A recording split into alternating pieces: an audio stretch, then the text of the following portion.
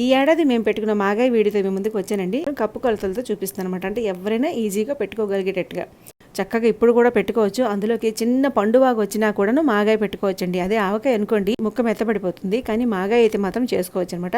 మాగాయ పాతపడుతున్న కొద్దీ చాలా బాగుంటుంది, చాలా మంచిది కూడానండి. ఇందులో అంతా మెంతి పిండి వాడాం కనుక మనకు బాడీ చలువ చేస్తుంది అనమాట. ఇందులో ఆవు పిండి వాడలే కదా, జస్ట్ మనం పోపుకి ఆవాలు పెట్టుకున్నాం తప్ప ఆవు పిండి వాడలేదు. వెల్లుల్లిపాయలు వేసుకోవడం అవి చెయ్యం. చక్కగా మెంతి పిండి అలాగే ఇంగువ నూనెతోటే చేసుకుంటాం. కంప్లీట్గా ట్రెడిషనల్ పద్ధతిలో చేస్తున్న మాగాయ అనమాట. ఎప్పుడు మేము ఇలాగే చేసుకుంటాం. ఒక్కనాడు కూడా పాడవడం అనేది నేను ఎరగను అనమాట. ఈ మాగాయతో మనం చాలా రకాల రెసిపీస్ చేసుకోవచ్చు. అంటే పప్పు చేసుకోవచ్చు, పెరుగు పచ్చడి చేసుకోవచ్చు.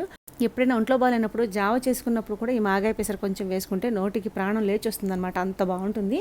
తప్పకుండా ట్రై చేయండి. నచ్చితే లైక్ చేయండి, షేర్ చేయండి. కొత్తగా చూస్తున్న వాళ్ళైతే ఛానల్ని ఒకసారి బ్రౌజ్ చేయండి. మీకు వీడియోలు నచ్చితే తప్పకుండా సబ్స్క్రైబ్ చేయండి. ఉంటానండి, మరో మంచి వీడియోతో మీ ముందుకు వస్తానండి. అంతవరకు సెలవు, నమస్తే.